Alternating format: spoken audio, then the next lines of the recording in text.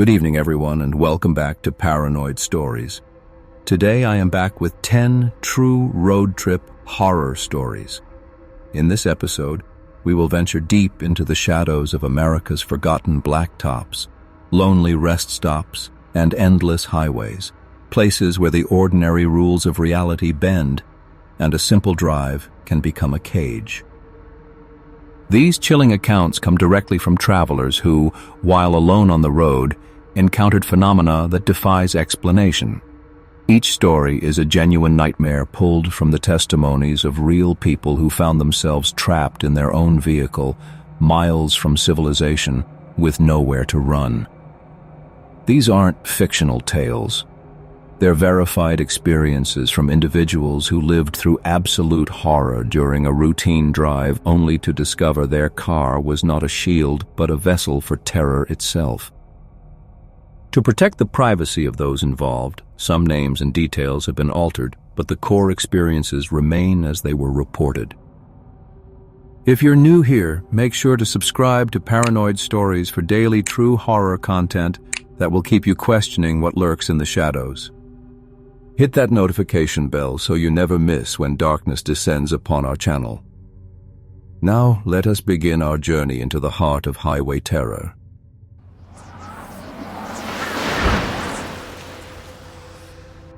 I've been driving through Oklahoma for what feels like days, the kind of endless stretch where the highway blurs into a black ribbon under my tires, and the only company is the low hum of the engine and the occasional crackle of static from the radio.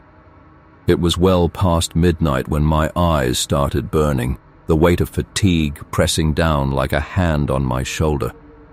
I needed to stop, just for a minute, to shake off the drowsiness before I ended up wrapped around a guardrail. Up ahead, a sign flickered in my headlights, rest area 1 mile. I took the exit, the gravel crunching under the wheels as I pulled into the lot. The place looked deserted, like it had been forgotten by time.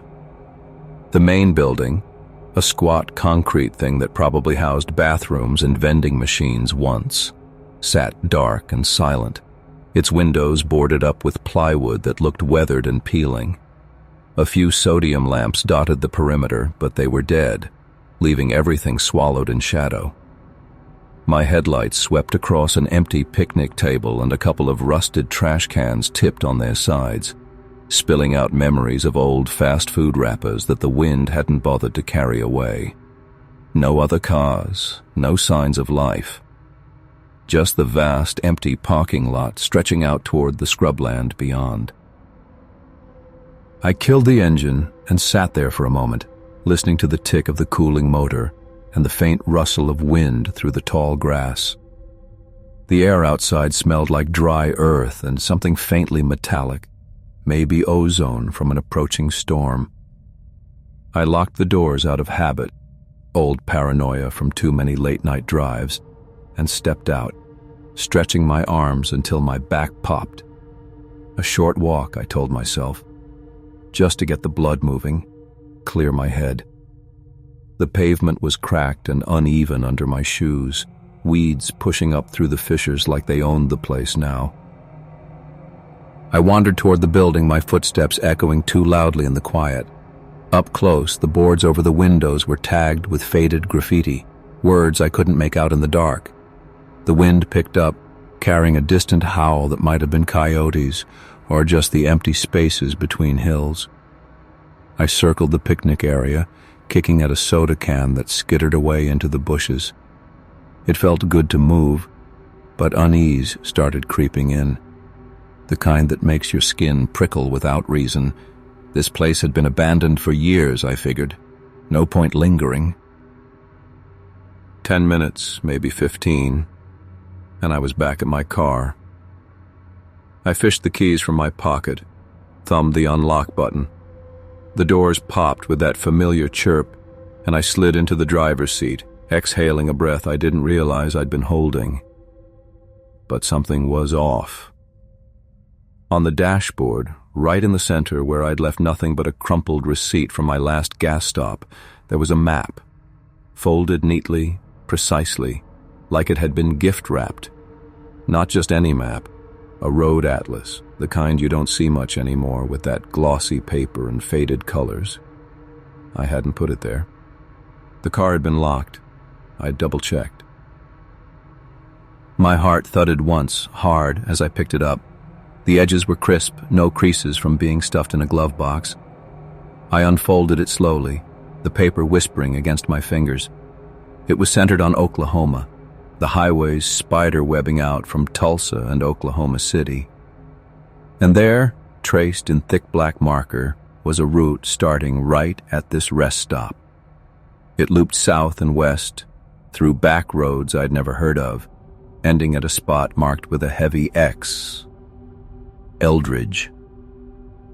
The name tugged at something in my memory. A ghost town, wiped out in a fire back in the 70s or 80s.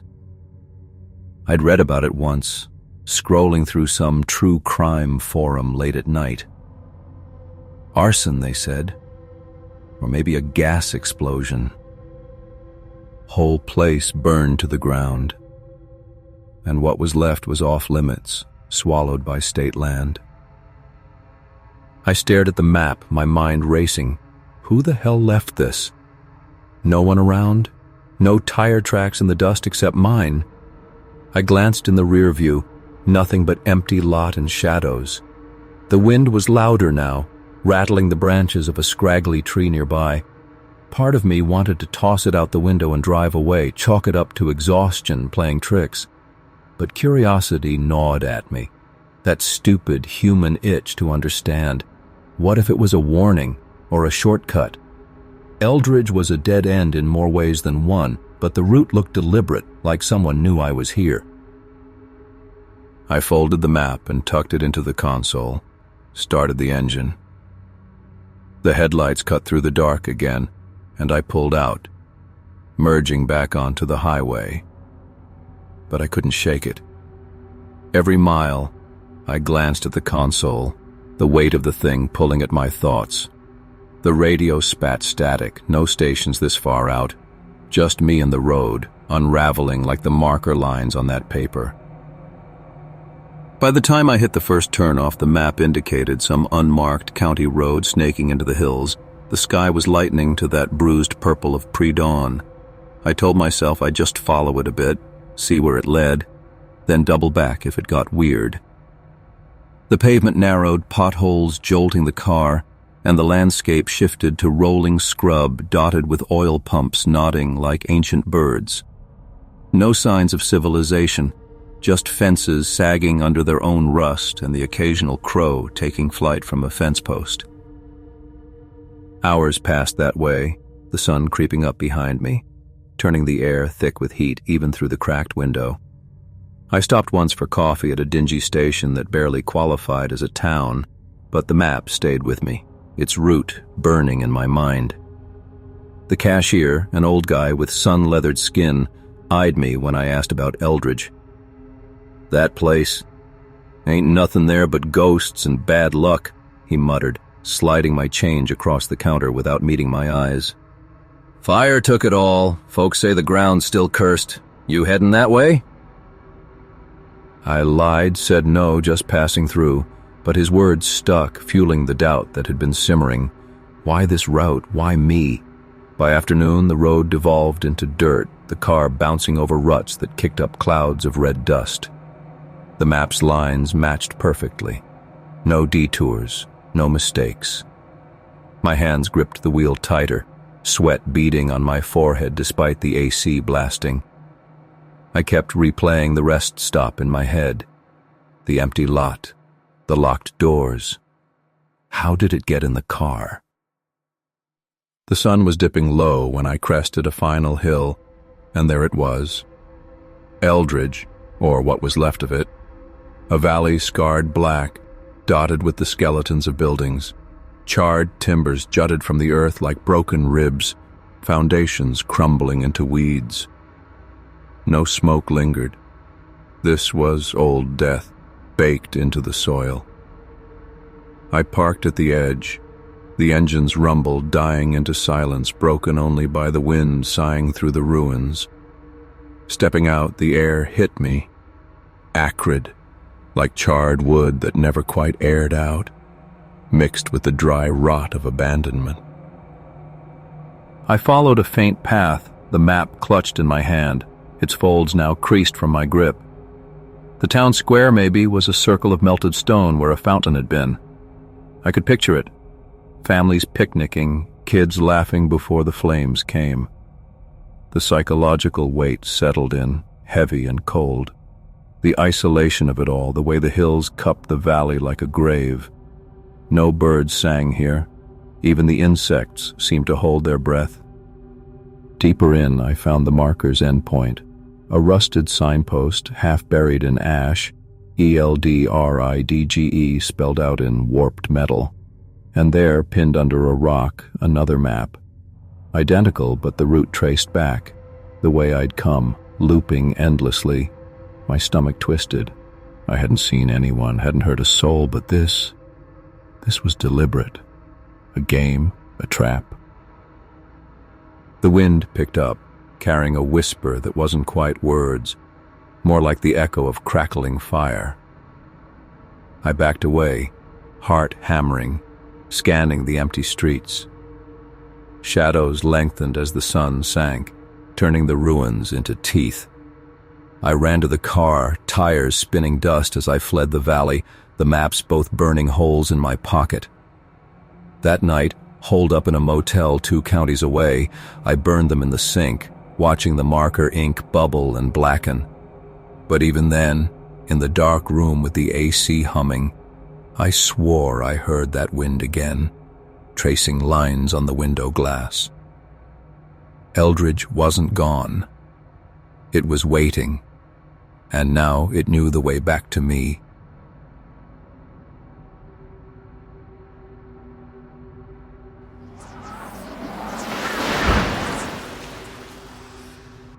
I remember the fog rolling in like it had a mind of its own.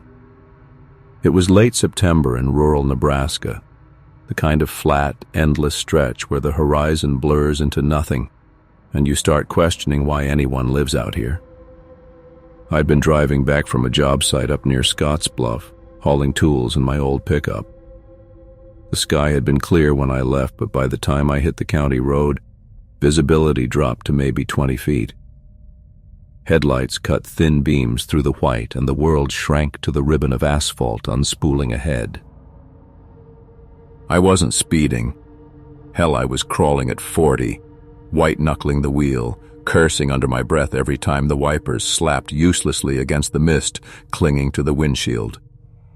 The radio had fizzled out an hour back, static swallowing the country station I'd been half listening to. Silence pressed in, broken only by the low hum of the engine and the occasional rattle of loose gravel under the tires. It felt isolating, like the fog was swallowing me whole. Then it happened. A thud, solid and heavy, right against the front bumper. The truck lurched, tires skidding a bit on the slick road before I slammed the brakes. My heart hammered in my chest, a sharp spike of adrenaline that made my vision tunnel. I sat there for a second, engine idling, staring into the fog. What the hell was that? I muttered to myself, voice sounding too loud in the cab. I'd felt the impact. Soft, yielding, like hitting a deer or maybe a dog. Rural roads like this, you learn to expect that kind of thing. But there was no cry, no thrashing in the underbrush. Just quiet. I killed the headlights for a moment, not wanting to blind myself further, then flicked them back on. Nothing. No shape crumpled on the road, no eyes reflecting back from the ditch. I eased the truck forward a few feet, scanning left and right. The fog muffled everything, turning the fields into vague shadows. Come on, man, don't be stupid, I told myself, gripping the door handle. But something held me back, a prickling at the base of my neck, like I wasn't alone. I waited, listening to the tick of the cooling engine, the distant drip of condensation somewhere outside. After a minute, I popped the door and stepped out, boots crunching on wet gravel. The air was thick, cold, and damp, seeping into my jacket. I rounded the front of the truck, shining my phone's flashlight low. There, on the bumper, a dark smear, about the size of my hand, glistening wetly. It looked like blood mixed with oil, dark and viscous, but thicker, almost tar-like. No fur, no bone fragments. Just that. I knelt closer, the smell hitting me then, earthy, metallic, with an undercurrent of something rotten, like wet soil turned over too long. "Jesus," I whispered, reaching out with a rag from my pocket to wipe it off. It didn't budge. The rag smeared it around, but the stuff stuck fast, absorbing into the paint almost. I scrubbed harder, the friction warming my hand, but it was like trying to clean mud from Velcro. Frustrated, I straightened up, glancing around the empty road. No sign of whatever I'd hit. Maybe it bounced off into the field, stunned but alive. I wasn't about to go tromping through the fog chasing shadows. Back in the cab, I slammed the door, shook my head, and got moving again. The smear would have to wait until I found a gas station. The next few miles dragged. The fog didn't lift. If anything, it thickened, pressing against the windows like a living thing. I kept my eyes on the road, but my mind wandered back to that impact. What if it was a person? Hitchhiker, drunk, stumbling out of nowhere? Guilt gnawed at me, mixing with the unease. I'd called the sheriff when I got signal. There was a tower up ahead maybe, but the smear bothered me more than it should. In the rear view I could see it, a dark patch against the chrome bumper, unmoving. Then I noticed it shifting, subtle at first, like a trick of the headlights. I blinked, rubbed my eyes. No, there it was. Tendrils of the stuff creeping along the edge of the bumper, slow as molasses, spreading toward the grill. What the? I leaned forward, squinting. It wasn't dripping or running, it was crawling, inching across the metal with a deliberate creep. By the time I'd driven another mile, it had covered half the front, eating into the faded blue paint. Flecks of color flaked off, dissolving into the substance, leaving bare metal exposed and pitting. Panic bubbled up, hot in my throat. I hit the wipers again, even though they were meant for the windshield, hoping the motion would dislodge it. Nothing. The blades just hummed uselessly over the glass. I tried the washers, spraying fluid in a desperate arc, but the liquid beaded up and slid away, the dark mass untouched. "This isn't right," I said aloud, my voice cracking. My hands shook on the wheel as I pushed the truck harder, needle climbing to 50, then 60, fog be damned.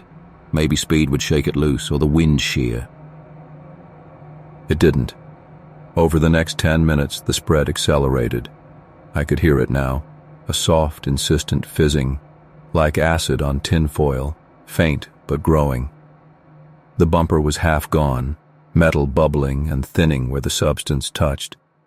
It climbed the hood, veins of black threading toward the windshield. The paint dissolved in patches, exposing raw steel that rusted almost instantly, flaking away. My breath came short, shallow. This wasn't some spill. It was alive, or something close to it, devouring my truck mile by mile. I fumbled for my phone, no bars.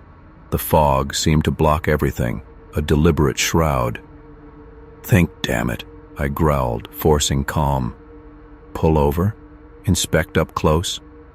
But getting out meant facing whatever this was in the open, and the road felt too exposed, too watched. The fields on either side rustled faintly, or maybe that was my imagination. Instead, I kept driving, eyes darting between the road and the encroaching darkness.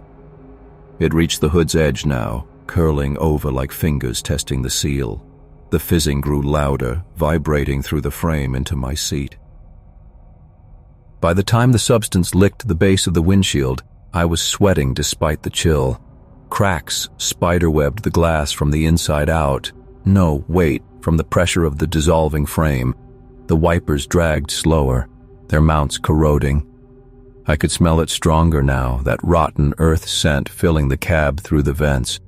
It was in the air, seeping. My mind raced. Chemical spill? Some freak industrial waste dumped in the fields? But it didn't act like any chemical I'd ever seen. It moved with purpose, silent and patient, as if deciding when to breach. The truck shuddered, engine coughing as the corrosion hit the undercarriage. I swerved onto the shoulder, gravel spraying, and killed the ignition. Silence crashed in, broken only by that relentless fizzing. The dark mass pulsed faintly on the hood, inches from the cabin glass. I sat frozen, staring at it, heart pounding like a drum in my ears. What had I hit? Not an animal, not a person. Something else pulled from the fog like a trap. I grabbed my jacket, the rag, a flashlight, anything, and eased the door open. The cold hit me, carrying that smell, thicker out here. The substance had spread to the fenders, wheels sinking slightly into softening tires. Up close, it wasn't just black, it shifted. Oily rainbows in the beam, alive with tiny movements. I jabbed the rag at it again, but my hand came away slick, skin tingling where it brushed. Burning. Not bad, but warning. Backing away, I circled the truck, the fog closing in behind me. No other cars, no lights. Just me and this thing eating my escape. Desperation clawed at me. I couldn't stay. It would consume the whole rig, and me with it. Run? To where? The nearest town was 20 miles back, swallowed by mist. I climbed in, locked the doors, and turned the key. The engine wheezed to life, but the dash sparked, corrosion hitting electrics. I floored it, back onto the road, the truck groaning like a wounded animal. The substance surged in response, cracking the windshield fully now, a web of fractures blooming. Faint hisses seeped through, air tasting wrong. Miles blurred, 5, 10, the fog unyielding. My thoughts fragmented, memories of the thud, the emptiness after, how the impact had felt too soft, too giving, like hitting fog-made flesh. Paranoia set in. Was it following me, or had I brought it? The cab grew warmer, metal frame softening, door handles sticking. It reached the seals, seeping in thin lines, pooling on the floor mats. I kicked at it, but it absorbed the boot tread, leaving my soul tacky. Then the engine died. Final, sputtering death. The truck coasted to a stop in the middle of nowhere, headlights flickering out. Darkness swallowed us. The fizzing was everywhere now, close, intimate. I pressed against the seat, breath fogging the cracking glass. Through the haze, shapes moved in the fog, tall, indistinct, waiting. The substance crept across the dash toward me. I whispered a prayer I hadn't said since childhood, fingers on the door, ready to run into whatever waited outside. But as the first tendril touched the lock, something shifted. The fog thinned, just a hair, and distant tail lights pierced it. A car, approaching slow. Help? Or more of the same? I didn't know. I just sat there, trapped in the dissolving heart of my own mistake, wondering if I'd ever see clear skies again. The fizzing laughed softly in the silence, and I realized the real horror wasn't the thing on my bumper. It was knowing it had chosen me.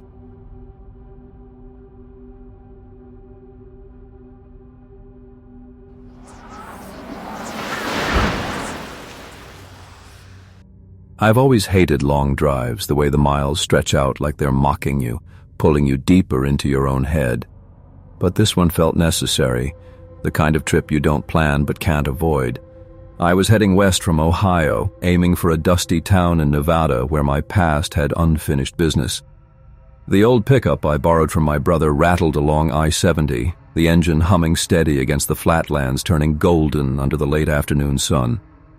My name's Alex, by the way, 34, divorced, the sort of guy who looks in the mirror and sees too many regrets staring back. The radio had been spitting static for hours, stations fading in and out like ghosts. I fiddled with the dial, but nothing stuck. That's when I remembered the glove compartment. It was stuffed with junk, receipts, a half-empty pack of smokes, and there, wedged in the back, an old cassette tape. No label, just faded plastic with a few scratches. Looked like something from the 70s, the kind my dad used to play on road trips before everything went to hell. Folk music, maybe. I shrugged and popped it into the deck. Why not? Anything to kill the silence. The tape whirred to life with a soft click, and a gentle guitar strummed out, followed by a man's voice, warm and folksy, singing about open roads and wandering souls. It was soothing at first, the melody weaving through the cab like a breeze. The highway calls. The heart replies, he sang, his tone rich, almost nostalgic. I settled back, letting the rhythm match the tires on asphalt. For a while it was just music, tracks about lost loves and dusty trails, the kind of album that made you feel less alone. But around sunset, as the sky bled orange over the prairie, something shifted. The guitar faltered, a brief warble like the tape stretching thin. I glanced at the deck.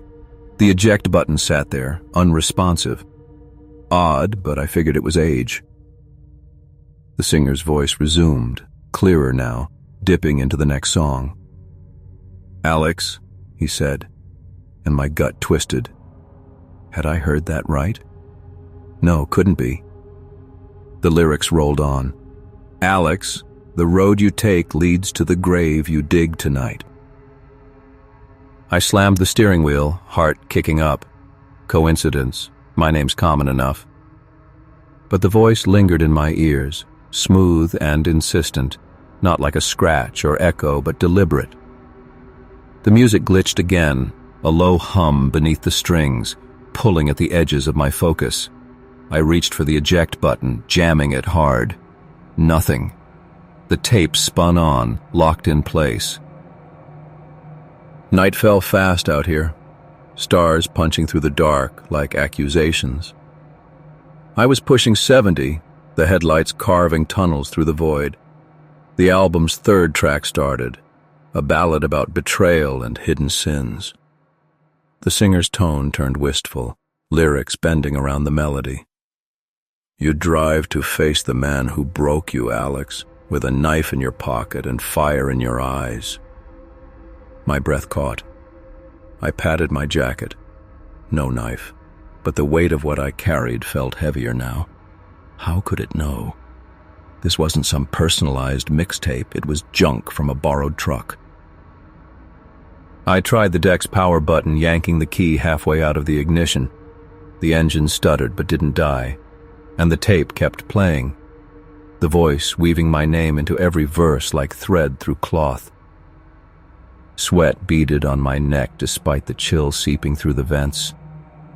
My trip wasn't innocent.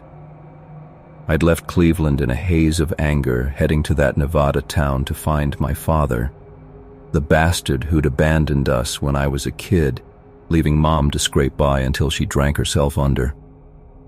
He'd resurfaced last month, a letter in the mail, all apologies and invitations. But I wasn't going for reconciliation. No, I'd packed a pistol in the duffel behind the seat, telling myself it was for protection. Deep down, I knew better. This drive was about settling scores, about ending the rot he'd planted in me. The tape seemed to sense it, the glitches sharpening into whispers between songs. "The gun waits in the shadows, Alex, cold as the promises he never kept." The words twisted the original lyrics, turning a tune about forgotten dreams into a mirror of my rage. I swerved a little, hands slick on the wheel. The highway was empty, no other cars for miles, just me and this cursed thing. I punched the radio, but it looped back to the tape. the folk singer's voice now layered like an echo from inside my skull. Hours blurred. I stopped at a gas station outside Salina, the neon sign buzzing like a swarm. The clerk, an older guy with a tired nod, rang me up for coffee and a candy bar. "Long night?" he asked, eyeing the truck. "Yeah," I muttered, forcing a smile. "Just passing through." He glanced at the tape deck as I paid. "That old relic still works?" "Mine ate a cassette once. Wouldn't spit it out till I yanked the fuse." I nodded, but inside, panic clawed. Back on the road, the music swelled again, a new track with banjo plucks that felt mocking. "Alex drives through the dark, chasing ghosts that bear his face," the voice sang, the melody lilting, but the words slicing deep. It knew the route. I'd mapped it obsessively, I-70 to I-80, cutting through the salt flats toward Reno, where Dad waited in some rundown trailer. The glitches came faster now, snippets of static that sounded like distant laughter, unraveling the songs into confessions. "You think the bullet will free you, but it chains you tighter, son." I yelled at the deck, "Shut up, eject, damn it!" My fingers clawed at the buttons, but it was fused, the plastic warm under my touch. The truck's dash lights flickered, as if the whole vehicle was in on it. My mind raced. Had my brother rigged this? No, he didn't even know the real reason for the trip. I'd told him it was a job interview, a fresh start. Lies on lies. By midnight, exhaustion gnawed at me, but stopping felt like surrender. The voice grew bolder, addressing me directly between verses. "Why the gun, Alex? For the father who fled, or the boy you buried inside?" The lyrics warped further, the folk tune about wandering minstrels becoming a dirge for my fractured family. Mom's face flashed in my head, pale, broken, the bottles piling up after he left. I'd sworn to make him pay, to force the truth out at gunpoint if needed. But now, with this voice peeling back the layers, doubt crept in. Was I the ghost here, haunting myself? Dawn broke gray over Nebraska, the tape still spinning relentless. I'd tried everything, prying at the deck with a screwdriver from the toolbox, even pulling over to smash it with a rock. Nothing worked. The mechanism hummed defiantly, the voice adapting to the light. "The sun rises on your reckoning, Alex. The trailer waits, the door unlocked, the past armed and waiting." My stomach churned. How could it describe the address I'd memorized, the faded blue trailer and that godforsaken lot? Psychological fatigue set in, the drive turning inward. Every mile amplified the unease, the music a soundtrack to my unraveling. I gripped the wheel tighter, whispering back at the tape. "You're not real. Just a glitch." But the responses came tailored. "Glitches don't know your secrets, Alex. The affair you hid from your wife, the job you lost to drink, the son you never called back." It wove in fragments of my life, the divorce papers still fresh, the unanswered calls from my own kid, now grown and distant. The dark intention sharpened in my mind. The pistol wasn't just for Dad, it was for erasing the man I'd become. As the Rockies loomed, the tape hit its final track, a haunting acoustic piece that slowed to a crawl. The voice dropped low, intimate. "Pull over, Alex. End the drive before it ends you. The gun's not for him, it's for the mirror." The lyrics dissolved into static, then silence, but the echo lingered. I couldn't eject it still, but something shifted inside me. The anger felt hollow now, exposed under this relentless scrutiny. I found a turnout near the state line, the engine idling as the sun climbed. Hands shaking, I unzipped the duffel and stared at the pistol, its weight a lie I'd carried too long. The tape deck clicked softly, as if waiting. For the first time I saw it. This wasn't about revenge. It was about running. from him, from me. I left the gun on the seat, drove on without it, the music resuming faintly, now just folk songs, untainted. But the voice had planted its seed. Every shadow on the road seemed to whisper my name, and as Nevada's heat shimmered ahead, I wondered if arriving would free me, or if the real trap was the man stepping out of the truck.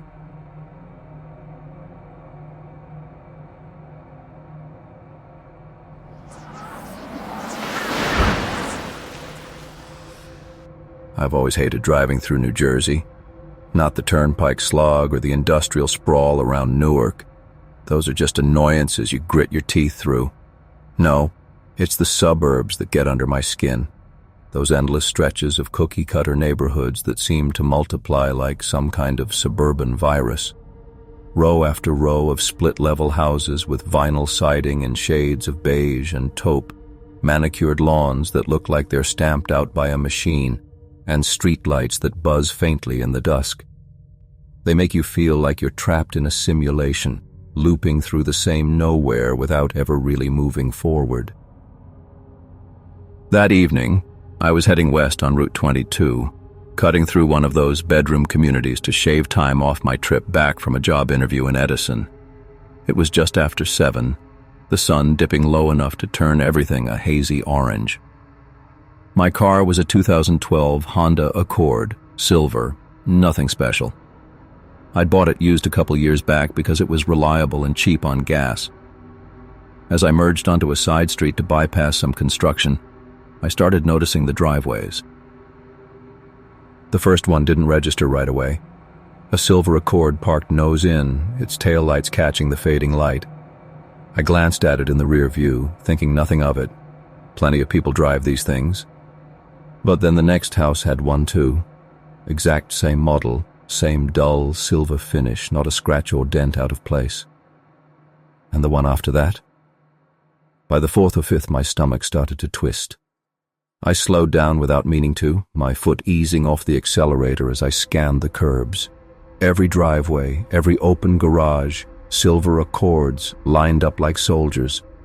No variations, no Toyotas or Fords mixed in, just row after identical row of my car. I told myself it was a coincidence. Maybe this was one of those culty neighborhoods where everyone buys the same model for some HOA rule, like those stories you hear about gated communities enforcing uniformity down to the mailbox color. But that didn't sit right. New Jersey's full of quirky spots, sure, but this felt off, like the world had glitched. I pressed the gas harder, the engine humming as I picked up speed, turning onto what should have been a main artery leading out toward Somerville. The houses blurred past at first, but the cars didn't. They kept coming, parked in perfect alignment, their windshields reflecting the sunset like empty eyes. By now, sweat was beading on my forehead despite the AC blasting cold air.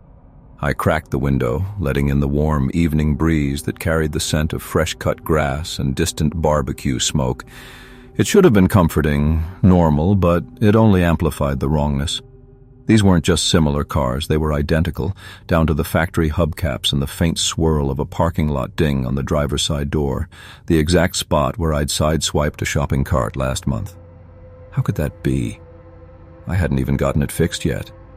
My mind raced, trying to rationalize it. Mass delusion? Some kind of prank with a fleet of rentals? But who would go to that trouble in the middle of nowhere? The road curved gently and I followed it, expecting the suburbs to give way to farmland or a highway on-ramp. Instead, the landscape stretched on, unchanging. More houses, more driveways, more silver Accords. I must have covered 5 miles by then, maybe 10. But the GPS on my phone kept spinning. No signal, just a blue dot frozen in place. Panic started to creep in, that slow-building dread that makes your chest tight and your thoughts scatter. I slammed on the brakes at a stop sign, tires squealing softly against the asphalt, and idled there staring at the intersection. Straight ahead, more of the same. Left, identical. Right, The road looped back the way I'd come, lined with the same relentless pattern. I couldn't just sit there. With a deep breath, I turned right, figuring if I backtracked fast enough, I could find the construction detour and get the hell out. The engine revved as I pushed it, weaving through the quiet streets. Kids' bikes lay abandoned on sidewalks. No one out playing, no dogs barking, just an unnatural stillness broken only by the rhythmic click of my turn signal. House after house, the cars mocked me from their spots, silent and waiting. My hands gripped the wheel so hard my knuckles ached, and I started talking to myself, voice low and ragged in the empty car. This isn't real. It can't be. Just keep driving, find a gas station, ask for directions. But there were no gas stations, no corner stores, no corner anything. The sun sank lower, painting the sky in streaks of purple and red, and the streetlights flickered on one by one, casting long shadows that danced across the identical lawns. I tried the radio for distraction, static at first, then a burst of classic rock that warped into a garbled mess before cutting out.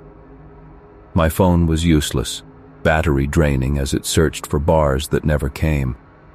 Hours seemed to pass, though my dashboard clock only ticked forward by minutes. Was it the same loop? Had I turned the wrong way? Desperation hit when I spotted a figure on a porch. A man in his 50s maybe, sitting in a lawn chair with a beer in hand. The house behind him had a silver Accord in the driveway, of course. I pulled over abruptly, the car jolting to a stop, and killed the engine. My heart pounded as I stepped out, the door creaking shut behind me. The air felt thicker here, heavy with the scent of damp earth from recent sprinklers. "Hey!" I called, my voice steadier than I felt. "Sorry to bother you, but I think I'm lost. Every street looks the same around here."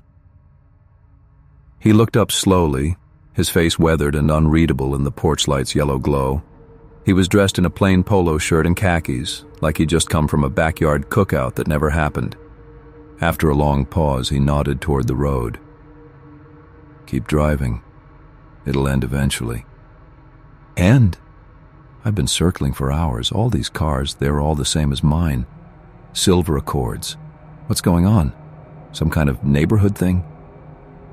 His eyes flicked to my car, then back to me, a faint smile tugging at his lips that didn't reach his eyes. "Yours?" He set the beer down with a soft clink on the armrest. "Funny, they all look the same to me. Just keep driving, friend. You'll get where you're going." I wanted to press him, demand answers, but something in his tone, the flat, rehearsed calm, sent a chill down my spine.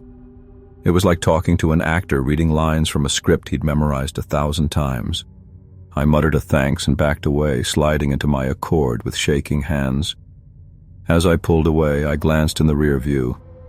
He was still sitting there, unmoving, watching me go.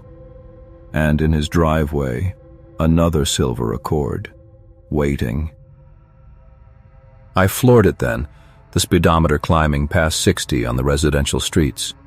Branches whipped at the windows as I barreled through what should have been a parkway, but the trees gave way to more houses, more cars. My mind fractured under the strain, flashes of doubt, paranoia blooming like ink in water. Was I even in New Jersey anymore? Had I crossed some invisible line into a place where reality bent? The psychological weight pressed down, heavier than the endless drive. Every identical vehicle felt like a mirror reflecting my own insignificance, a reminder that I was just another duplicate in this monotonous hell. Hours blurred into what felt like a single, agonizing stretch. Fuel light blinked on, but gas stations never appeared. I rationed my speed, coasting when I could, but the suburbs persisted, unyielding. Dawn broke eventually, pale light filtering through the haze, illuminating yet another row of silver Accords gleaming like they'd been polished overnight. Exhaustion clawed at me, eyelids heavy, but I couldn't stop. Stopping meant accepting it. By midday, delirium set in. I imagined voices in the wind rushing past the windows, whispers urging me to turn around, to join the rows. My reflection in the sun visor looked hollow, eyes bloodshot, stubble darkening my jaw. How long had it been? A day? 2? Time lost meaning in the loop. I tried to focus on small details to stay grounded. The faint hum of the tires on pavement, the way the air conditioner wheezed when I cranked it higher. But even those comforts mocked me, identical to every other car I passed. Finally, as the sun climbed high and beat down mercilessly, I saw a break, or thought I did. The road widened, curving toward what looked like an overpass, a promise of highway beyond. Hope surged, sharp and painful. I gunned the engine, weaving past the last cluster of houses, but as I crested the rise, the overpass revealed itself. Not an escape, but a bridge over the same suburban sprawl, looping back into the grid. More driveways, more silver accords, stretching into infinity. I pulled over then, not caring about the shoulder crumbling under my tires. The engine ticked as it cooled, and I sat there, forehead against the steering wheel, the weight of it all crashing down. This wasn't a neighborhood. It was a cage, tailored to me, trapping me in the banality of my own life. Every car a version of mine, every house an echo of normalcy. I could drive forever and never leave. And as the first distant streetlight flickered on in the approaching twilight, impossibly soon after noon, I realized the truth. I wasn't trying to escape anymore. Part of me, the exhausted, broken part, almost wanted to park in one of those driveways, to sit on a porch with a beer and wait for the next silver Accord to roll by. Just keep driving, it'll end eventually. But it never would.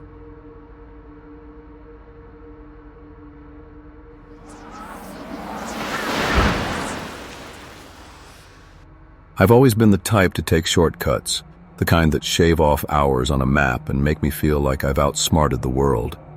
That night in the Pacific Northwest, I was hauling ass back to Seattle from a job site up near the Canadian border. The interstate was clogged with summer traffic, semis crawling like sleepy beetles, so I veered onto this old logging road my buddy swore by.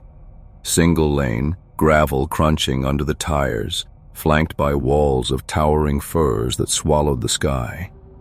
It was late, around midnight, and the rain had just started, a fine mist that smeared my windshield like a bad memory.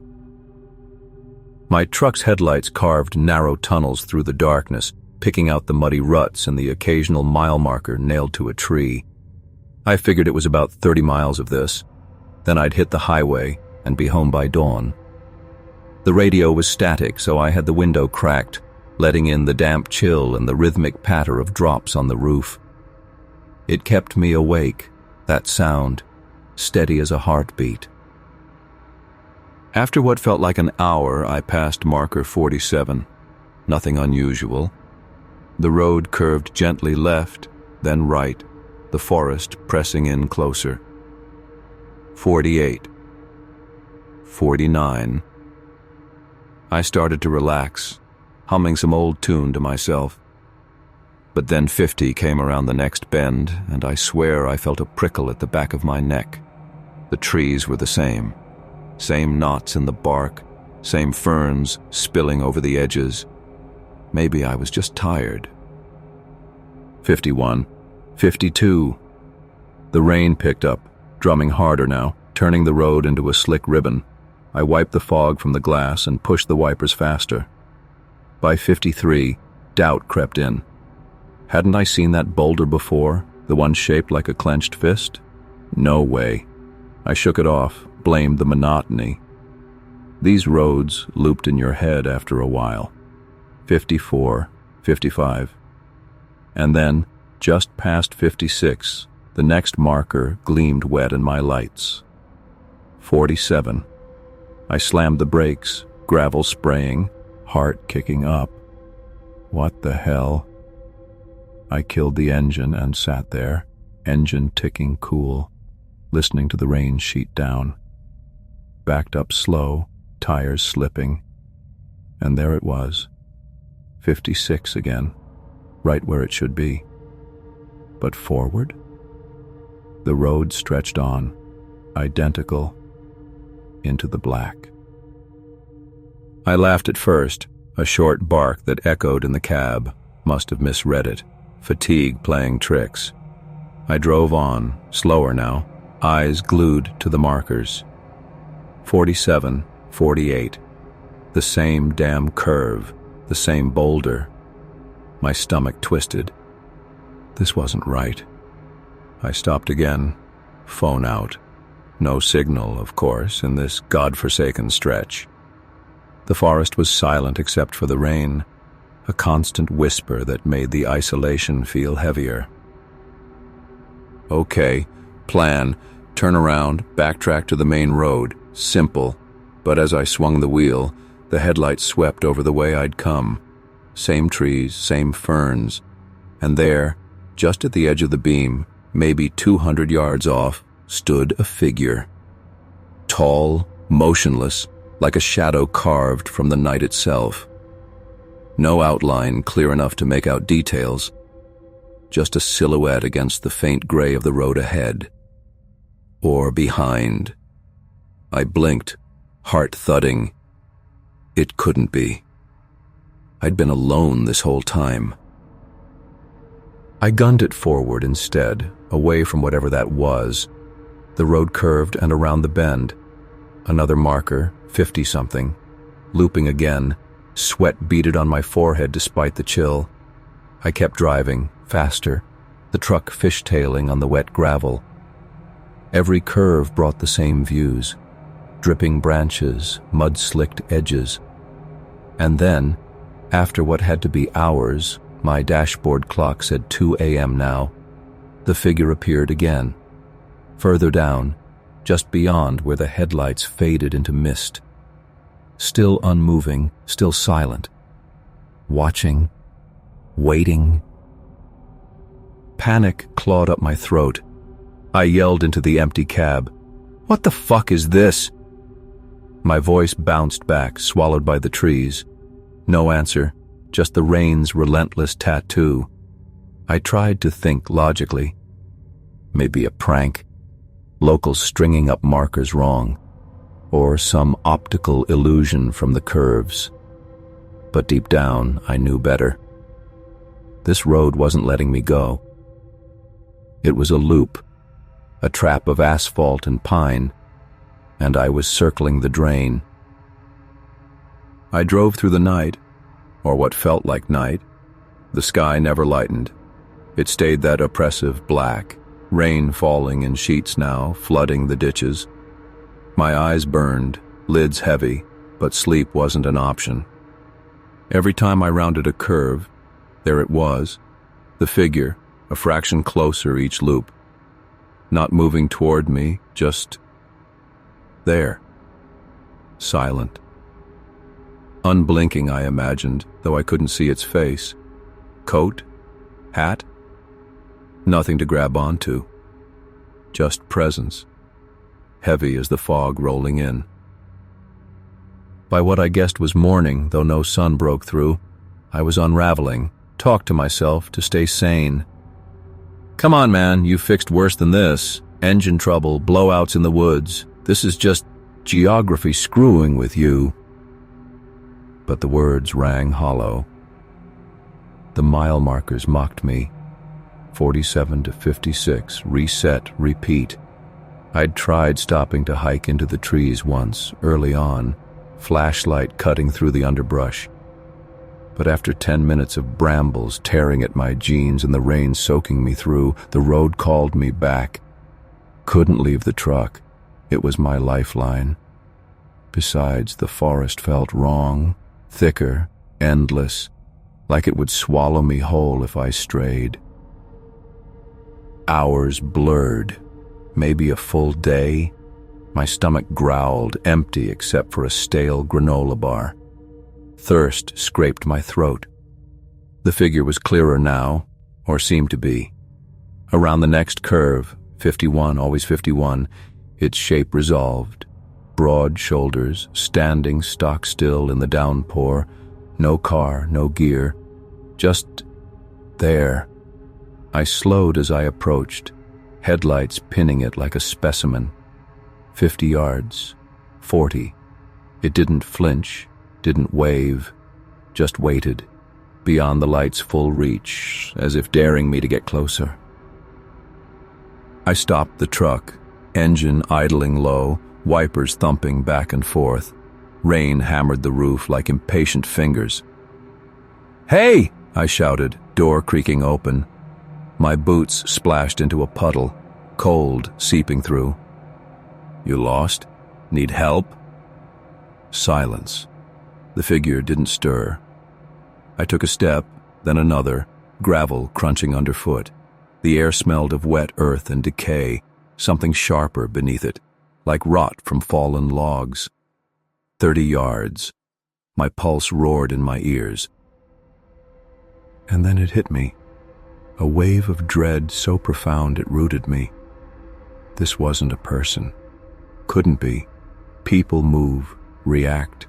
This thing was part of the loop, a sentinel or a lure, drawing me deeper into the repetition. I backed away, heart slamming, and hauled myself into the truck.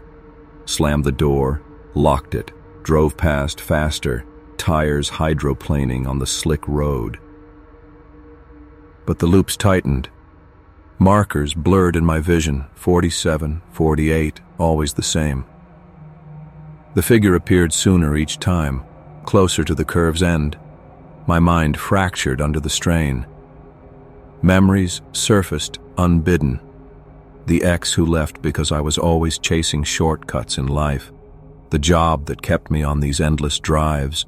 The quiet fear that I was going nowhere, fast.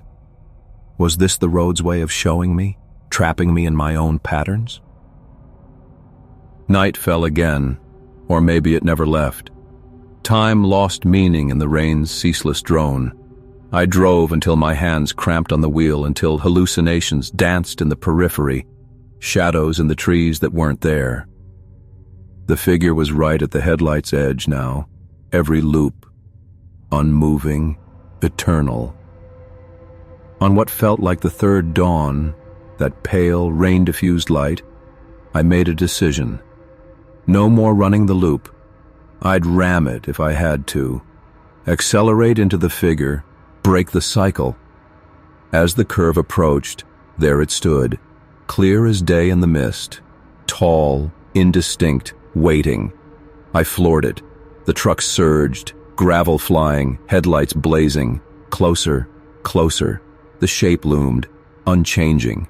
20 yards. 10. Impact braced in my gut.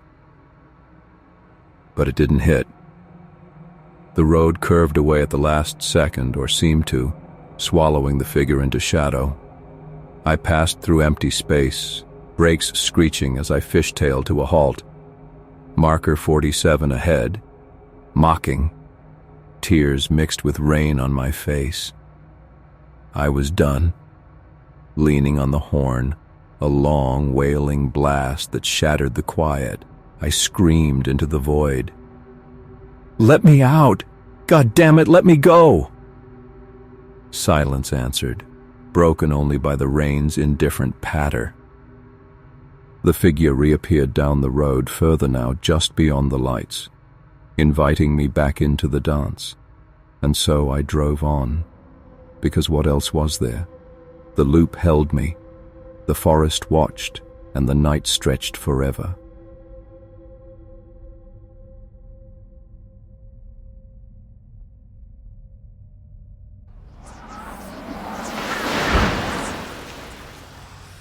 The Nevada desert stretched out like an endless sea of cracked earth and bleached bones, the kind of place where the horizon plays tricks on you, making you question if you're moving at all. I'd been hauling freight from Reno to Vegas for over a decade, the same route night after night, the hum of the diesel engine my only constant companion. That night, the stars were sharp pinpricks overhead, and the radio crackled with static more than music. My cab smelled of stale coffee and worn leather, the kind of scent that lulls you into complacency on these long hauls. My phone buzzed on the dash, jolting me from the autopilot trance. Unknown number. I ignored it at first, probably a wrong dial or spam, but it buzzed again, insistent, and the voicemail icon lit up. Curiosity got the better of me. I thumbed the play button, keeping one eye on the empty two-lane blacktop ahead. The voice was low, almost a whisper, distorted like it was recorded in a wind tunnel. "You're gripping the wheel too tight, aren't you? That vein in your neck is pulsing. Relax, the desert's got plenty of room." I slammed on the brakes, the trailer fishtailing just enough to remind me of the weight behind me. Heart pounding, I snatched the phone and replayed it. No doubt about it. My surroundings, my exact tension. Who the hell was this? I scanned the mirrors. Empty highway, no headlights in the distance. Just the faint glow of my own taillights fading into the void. A prank? Had to be. Some bored trucker with a scanner app, guessing at shadows. I deleted the message and cranked the window down, letting the dry wind whip through to clear my head.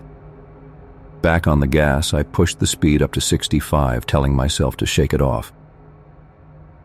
20 minutes later, another buzz. Same unknown number. I let it go to voicemail this time, my palms slick against the wheel. When I played it, the voice was clearer, closer. "The coffee in your thermos is cold now. You should sip it anyway. It'll steady your hands. See that shadow on the roadside? It's just a Joshua tree not moving." I nearly swerved off the shoulder.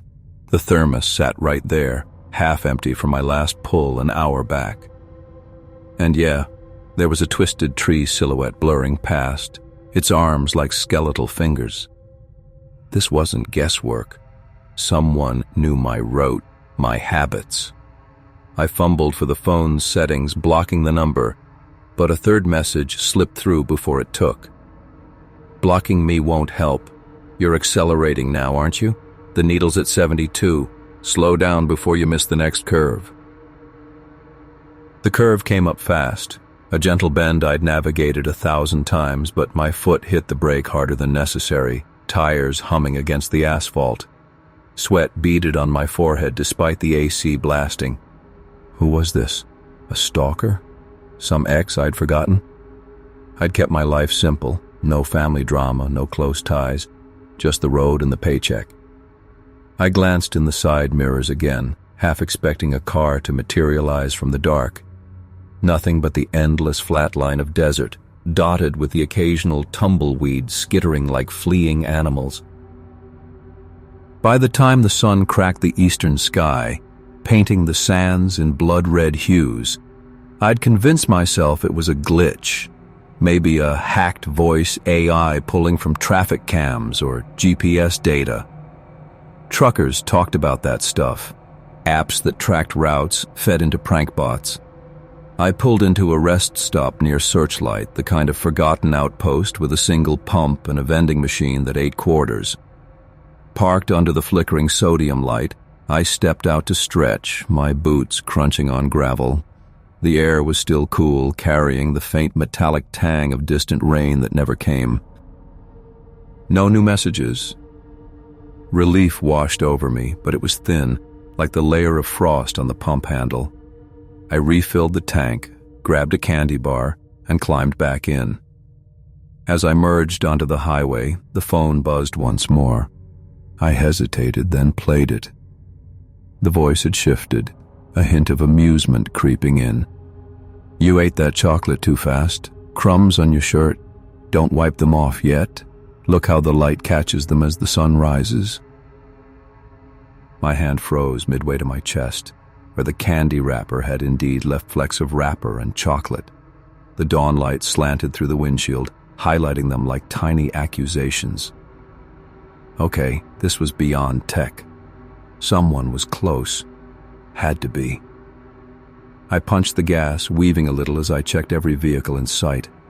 A semi passed on the left, its driver a burly guy in a flannel shirt giving me a nod through the window. Harmless. Behind me, a dusty sedan with California plates, keeping a steady distance. No one loomed too near. The messages kept coming, sporadic but relentless, each one peeling back another layer of my isolation. One described the way I rubbed my eyes after hours of staring at the white lines, the itch from desert dust I'd swear wasn't there before. Another noted the song on the radio, a forgotten country tune about lost highways, and how my fingers tapped the dash in rhythm, even though I hated the genre. "You're tapping to fight the boredom," it said. "But it's not boredom, is it? It's the weight of being seen." Paranoia set in deep, gnawing at the edges of my focus. I started imagining eyes in the scrub brush, silhouettes that dissolved when I blinked. The desert, usually a blank canvas for my thoughts, now felt alive, watchful. Why me? What did they want?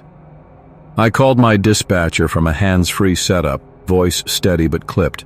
"Hey Mike, it's Tom. Any weird calls about my rig? Someone messing with me?"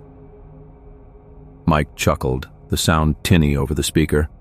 "Tom, you're out in the middle of nowhere. Only calls I get are from you complainers. What's eating you?" "Nothing," I muttered, ending the call.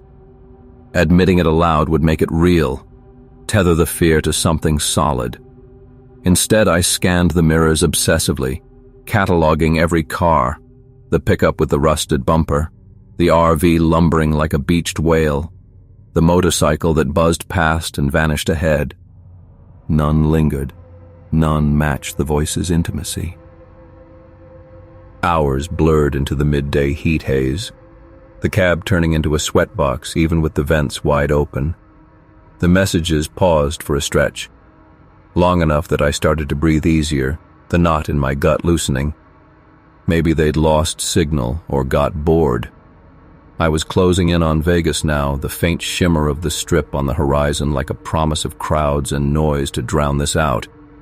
I'd report it at the depot, get the number traced if dispatch had the pull. Then, as the sun dipped low again, casting long shadows that clawed across the road, the phone went silent for what felt like an eternity. I checked the screen every few miles, willing it blank. Relief built, fragile but real, until the final buzz. Unknown number. I stared at it, engine idling at a stop sign on the outskirts of town. The voice, when I played it, was calm, almost gentle. No description, no taunt. Just 3 words. "Look in the back seat." The world tilted. My back seat, behind the passenger chair, a cramped space piled with maps, an old jacket, and a cooler from last week's run. Empty, always empty. But the words hung there, echoing in the sudden silence of the cab. The AC hummed faintly, the only sound besides my ragged breathing. I twisted slowly, dread pooling cold in my veins, forcing my eyes to the shadowed nook. At first, nothing. Just the familiar clutter, the jacket draped like a forgotten skin. Then a glint. My spare key fob, which I'd sworn was in the glove box. And beneath the jacket's fold, something shifted. Not much. A ripple like fabric settling. But the air felt thicker, charged, as if the desert's dryness had seeped in, carrying whispers with it. I didn't scream. I didn't bolt. I just sat there, engine rumbling, staring until the shadows deepened, and the first neon lights of Vegas flickered alive in the distance. Whoever it was, they were right. I was seen.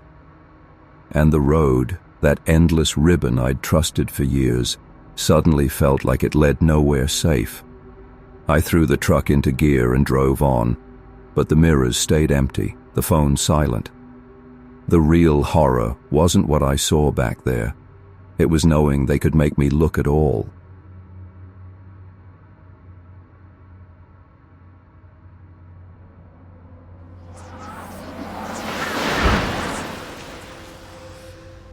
I'd been driving through rural Pennsylvania for hours, the kind of back roads that twist like forgotten veins through hills too steep to farm and woods too thick to clear. My old pickup truck rattled along, the engine protesting every bump in the cracked asphalt. I was heading home from a job site up near Scranton, trying to shave time off the usual route. The interstate was clogged with weekend traffic, semis belching exhaust like dragons in the summer haze. So when I spotted the sign for a local shortcut, some winding county road that promised to cut through the Alleghenies, I figured why not? But my phone had 0 bars out here, and the built-in nav was glitchy from years of neglect.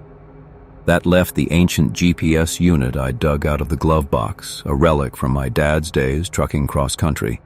It was bulky, with a cracked screen and a voice like a robot on its last battery. I punched in my destination, a small town just over the border in Ohio. The unit beeped to life, its synthetic monotone filling the cab. Proceed on current road for 2 miles, then turn left onto County Route 47. Simple enough. I followed, the sun dipping low enough to paint the trees in bloody oranges and reds.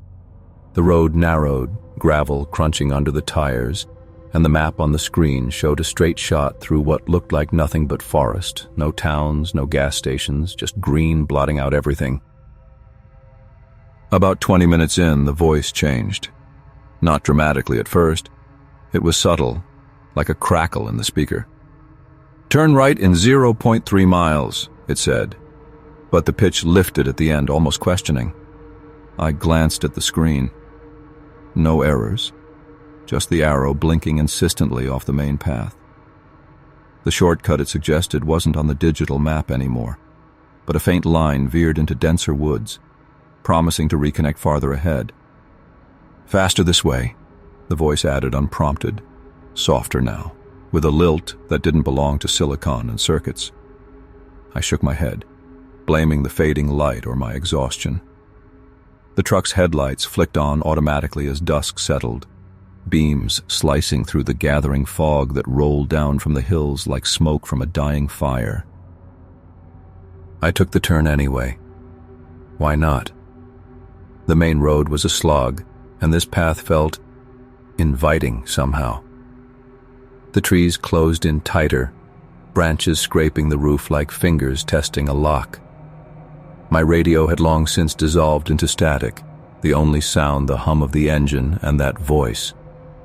Good choice, it whispered next, the word drawing out, seductive in its hush. I gripped the wheel harder, knuckles whitening. Seductive? That was ridiculous. It was just a machine, programmed decades ago. But the tone had shifted fully now. No monotone, but a woman's voice, breathy and warm, like someone leaning close in the dark. Follow me, and you'll be home before the stars come out. I laughed it off, a nervous bark that echoed in the empty cab.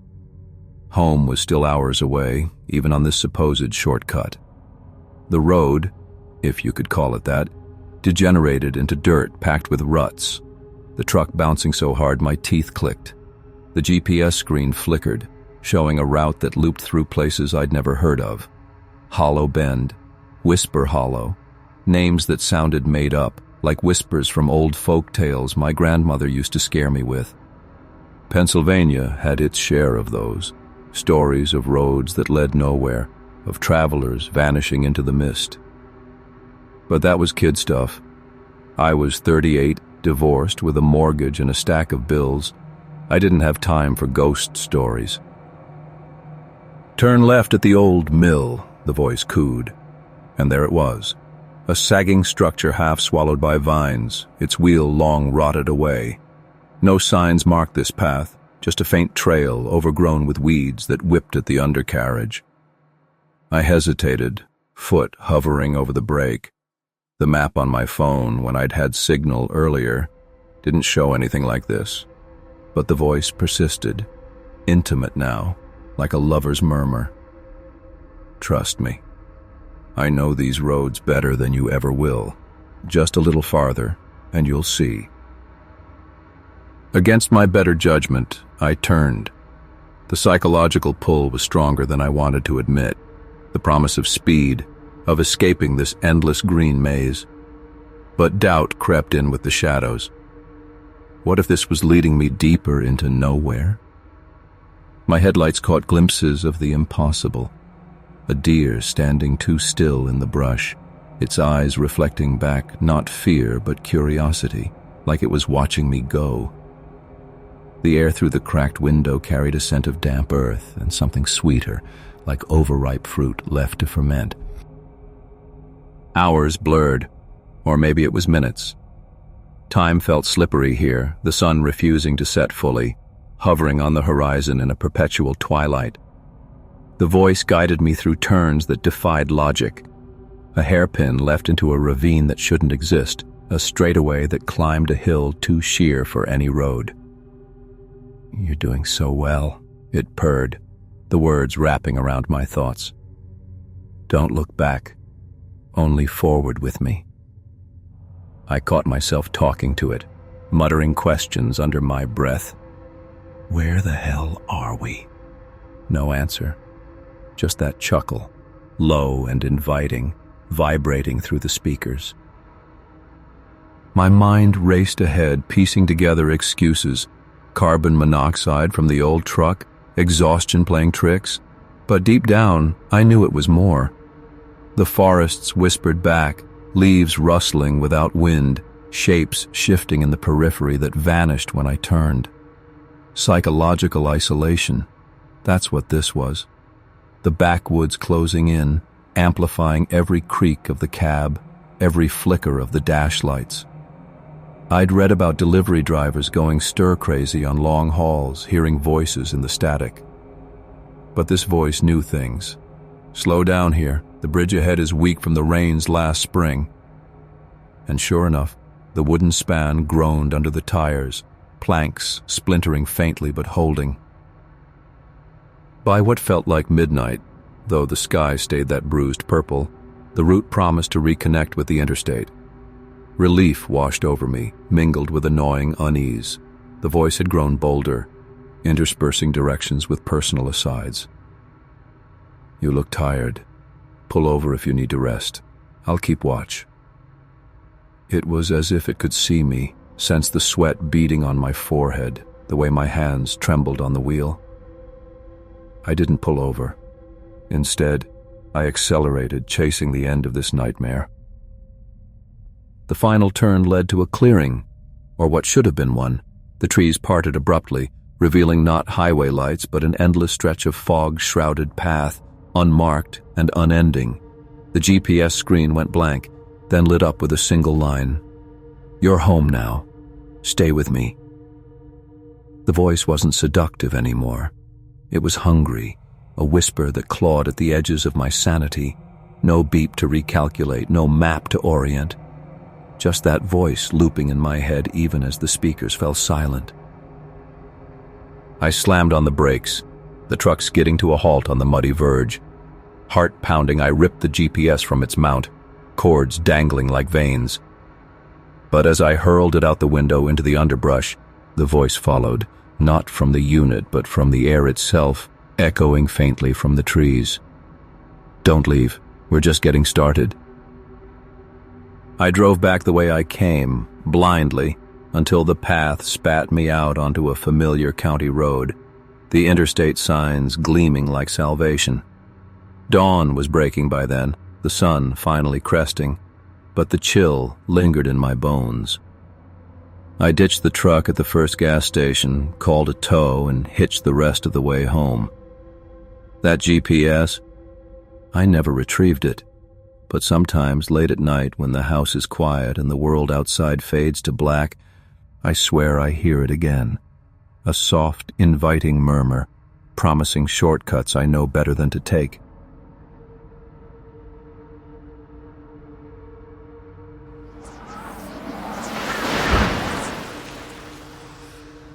I never thought hauling my uncle's stuff across state lines would turn into the kind of night that sticks with you. The kind where every shadow in your rearview mirror feels like it's watching back. Uncle Ray had passed 2 weeks ago. Heart attack, quick and quiet, they said. No drama, just him slumping over in his armchair with a half-empty beer on the side table.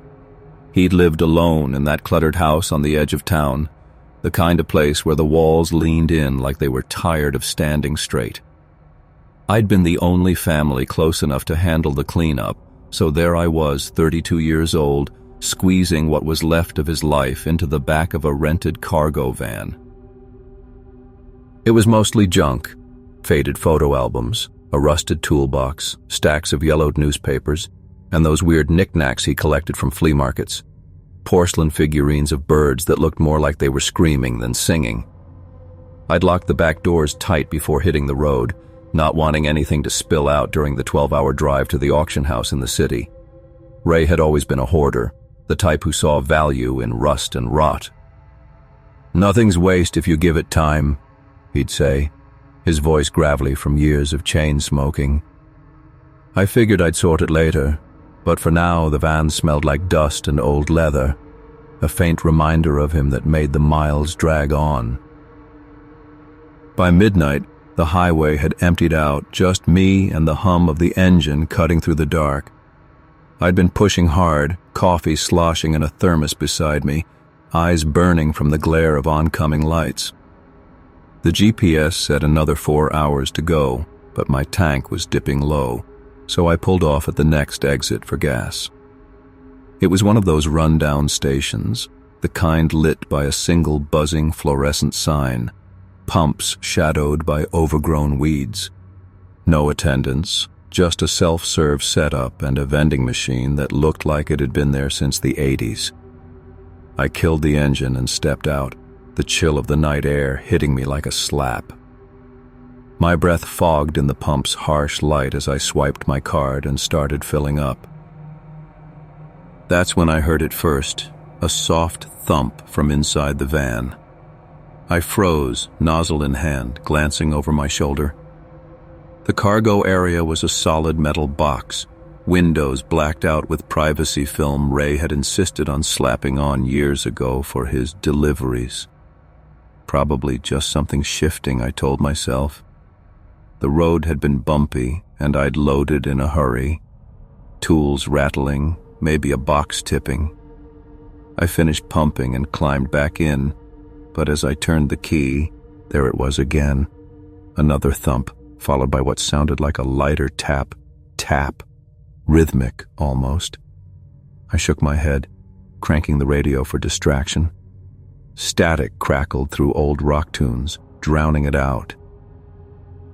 Back on the highway, the taps faded into the background noise of tires on asphalt. I tried to focus on the road, but exhaustion was creeping in, my mind wandering to Ray. We'd never been close. He was my dad's estranged brother, the one who showed up at holidays with tall tales and empty promises. Last time I'd seen him, he'd been ranting about things people leave behind, eyes glassy like he was seeing ghosts in his living room. Heart attack took him before I could ask what he meant. Now here I was ferrying his ghosts across the state. 20 minutes later, it started up again. Tap, tap, tap. Not random this time, deliberate, like fingers drumming on wood. I turned the radio louder, but the sound cut through, steady from the back. I gripped the wheel tighter, glancing in the side mirror. Nothing but darkness behind the tinted glass. Come on, I muttered to myself. It's just the load settling.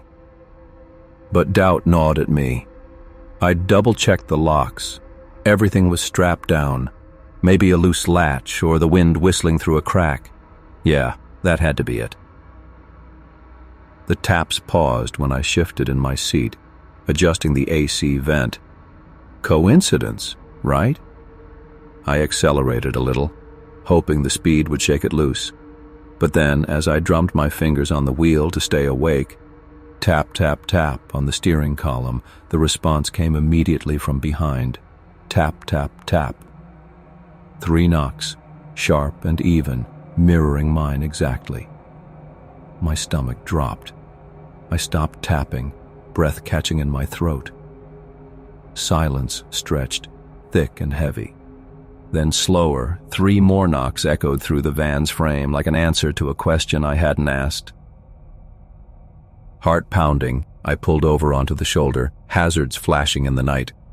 The highway was deserted, just the occasional semi-rumbling past. "Hello?" I called out, voice cracking a bit. Stupid, I know, yelling at boxes, but it felt real now, too insistent to ignore. No response. I sat there, engine idling, staring at the divider between cab and cargo. It was a thin metal wall, riveted shut, with a small vent grate near the floor. The knocks had come from somewhere low, like from the base of the boxes.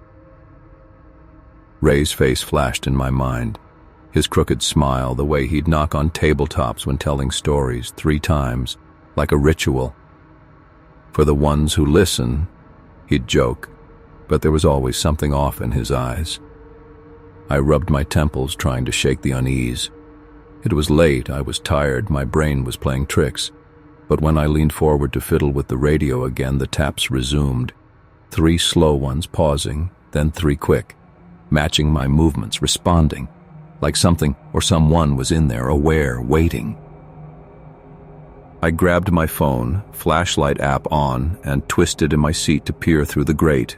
The beam caught dust motes swirling in stale air, illuminating stacks of cardboard and the glint of metal from his old toolbox. Nothing moved. No shapes, no shadows out of place. But the air felt heavier back there, carrying a faint metallic tang that turned my stomach. "This isn't happening," I whispered, more to convince myself. I climbed out, boots crunching on gravel, and circled to the rear doors. They were locked with a heavy padlock I'd clicked shut myself. I tugged on the handle, solid, unmoving. No give, no rattle. Inside again, I locked the cab doors, pulse racing. The knocks came once more as I settled back. 3 deliberate raps that vibrated through the seat, desperate almost, like a signal from someone trapped. Morse code? No, just knocks. 3, pause, 3. Like the old prison signal for, "Are you there?"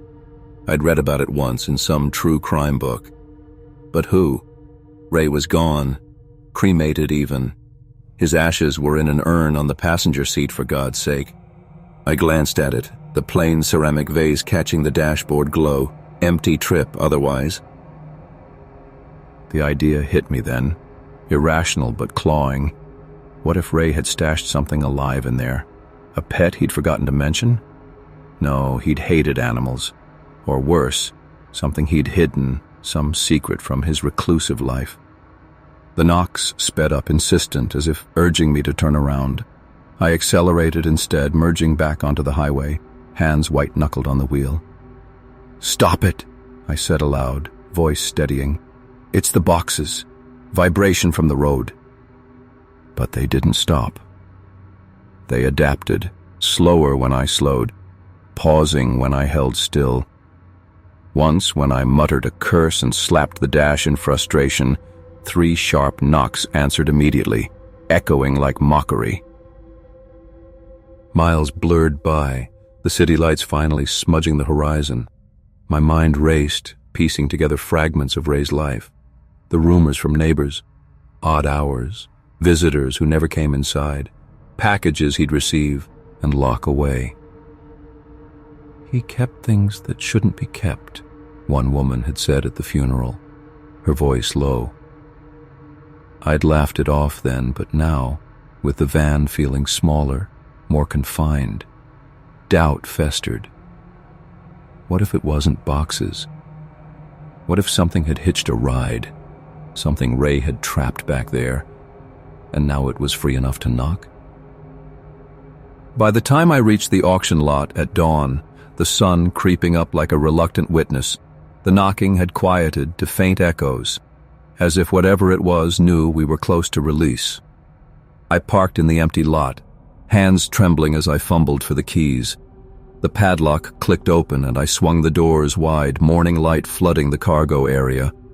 Boxes sat undisturbed, labels in Ray's scrawl, The toolbox, the figurines, all just things. No movement, no sign of life. Relief washed over me, mixed with a hollow ache. I'd imagined it all, the fatigue and grief twisting sounds into signals. I unloaded methodically, piece by piece, until the van was empty. But as I turned to leave, a final sound stopped me. 3 soft knocks from inside the now vacant back, hollow against the metal walls. No source, no echo. Just the van, breathing its last secret. I slammed the doors shut and walked away, the auction house looming like a grave. Ray's stuff would sell, scattered to strangers, but whatever he'd left behind, the real weight, it followed me out, tapping in the silence of my thoughts.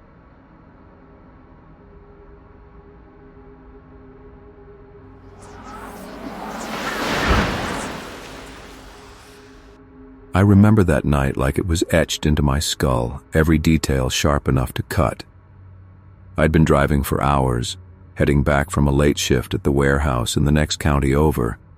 It was one of those jobs that paid just enough to keep the lights on, but left you bone-tired and staring at the road ahead like it was the only thing holding your life together.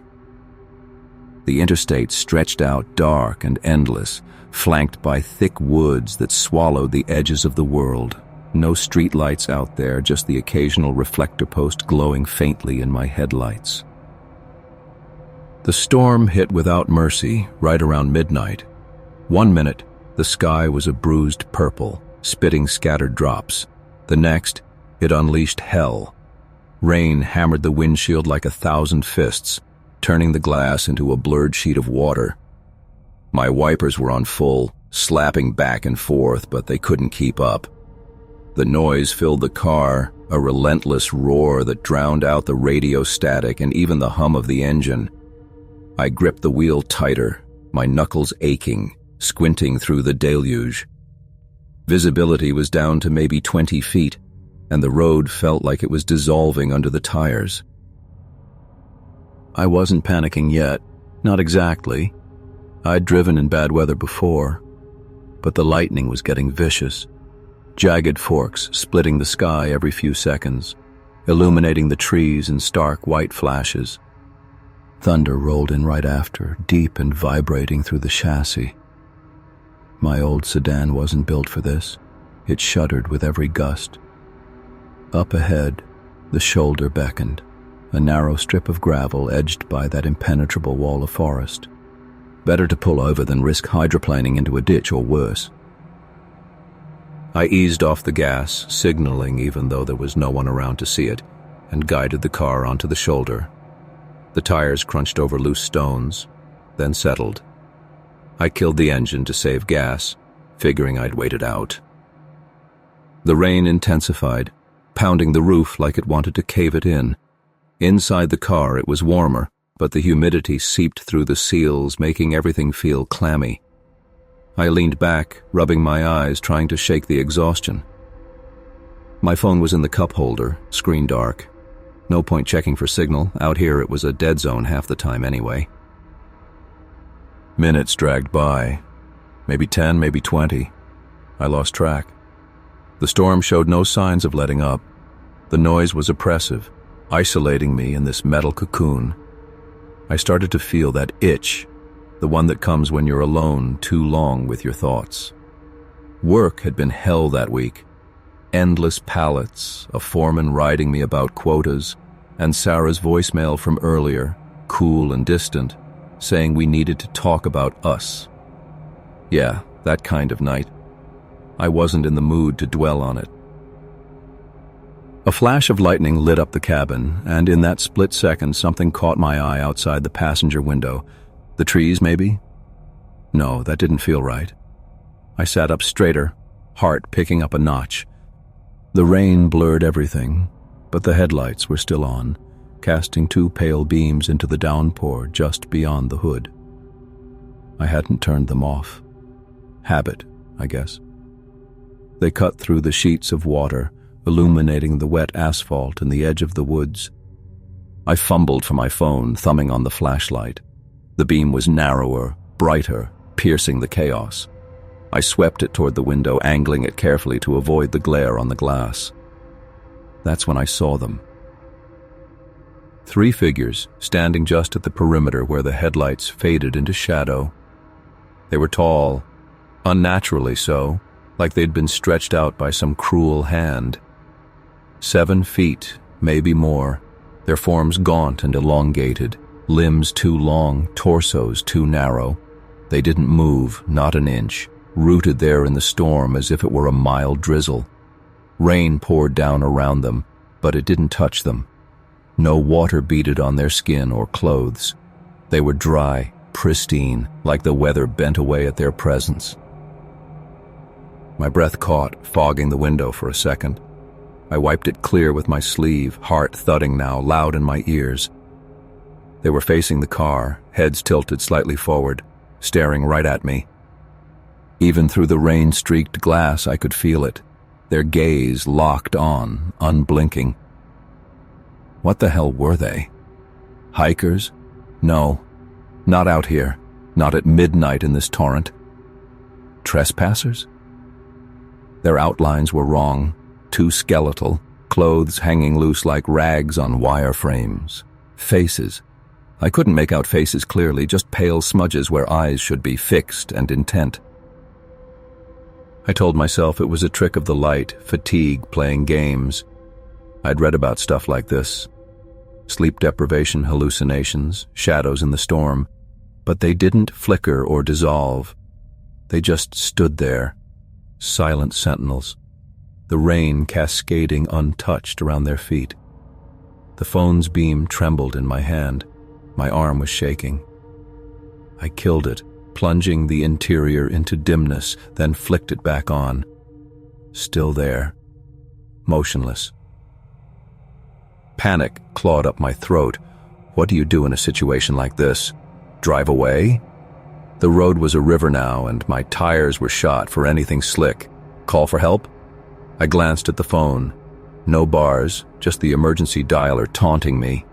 It rang once, twice, then cut to static, swallowed by the thunder. I muttered a curse, slamming my palm on the dash. Think, damn it. Maybe they were lost, hurt, needed assistance. Yeah, right. In this weather? And why weren't they soaked?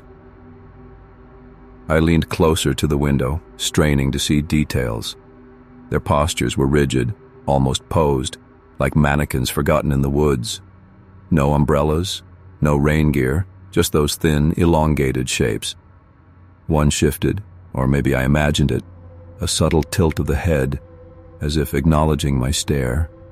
My skin prickled, a cold sweat breaking out despite the humid air. They weren't animals. Too upright, too deliberate. People? God, I hope not. Something about their stillness screamed wrongness, like they'd been waiting there all along for someone like me to stop. The storm raged on, the roar masking any sound they might make. Were they whispering? No, that was my mind filling in blanks. I gripped the keys in the ignition, turning them. The engine coughed to life, headlights flaring brighter. For a heartbeat, the beams washed over the nearest one, highlighting its form. Thin arms hung at its sides, fingers elongated, almost claw-like, but not quite. Its face, pale, hollow-cheeked, eyes dark pits that seemed to absorb the light, staring, always staring. I threw the car into drive, foot hovering over the gas. Just go, floor it, get back on the interstate, put miles between us. But as I eased forward, gravel crunching, they didn't react.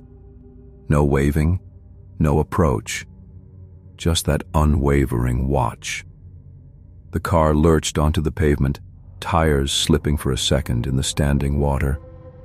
I gunned it, the engine whining, rain lashing the sides like punishment. In the rearview mirror, they receded, swallowed by the woods. But I swear they turned as one, tracking my taillights. The road curved and they were gone. But the feeling lingered, a weight on my chest, like eyes still boring into my back. I drove faster than I should, weaving through the spray, pulse hammering. No more stops. No looking back. By the time I hit the state line, the rain had eased to a drizzle, the sky lightening to a sickly gray. I pulled into the first gas station, hands still trembling as I filled the tank. The attendant, a grizzled guy with a name tag reading Earl, eyed me funny when I asked if he'd heard about any weirdos on the interstate. "Storm brings out all kinds," he grunted, but his voice lacked conviction. I didn't press. That was 3 months ago. I don't drive that stretch anymore.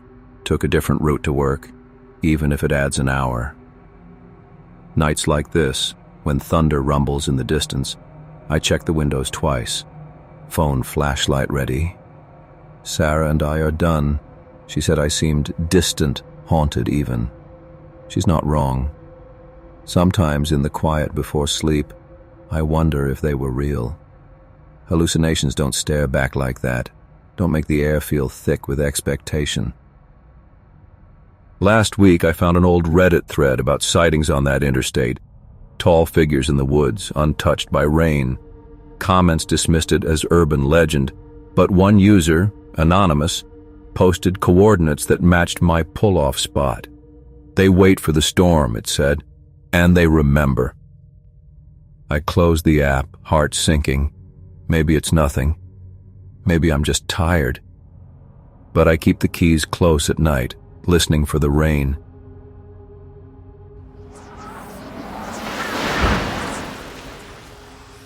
The Nevada desert stretched out like an endless sea of cracked earth and bleached bones, the kind of place where the horizon plays tricks on you, making you question if you're moving at all.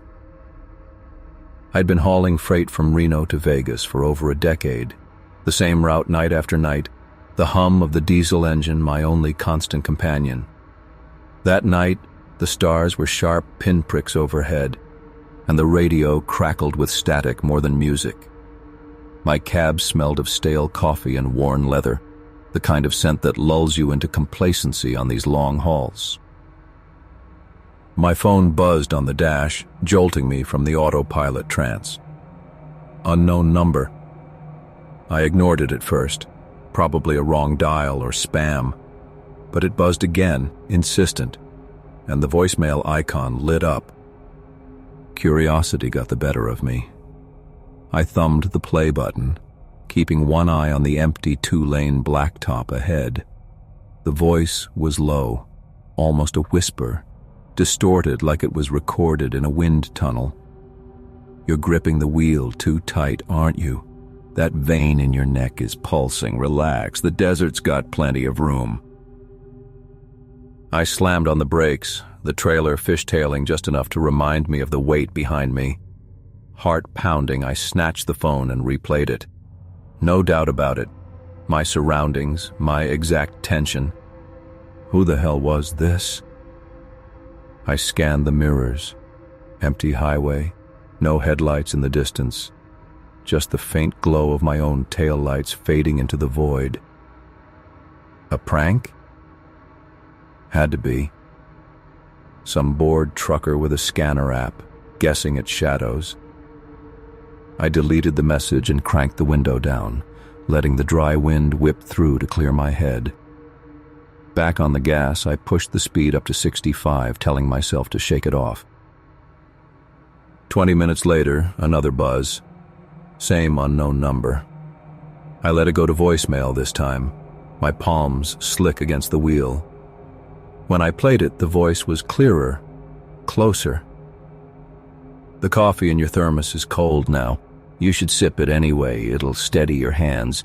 See that shadow on the roadside? It's just a Joshua tree not moving." I nearly swerved off the shoulder. The thermos sat right there, half empty from my last pull an hour back.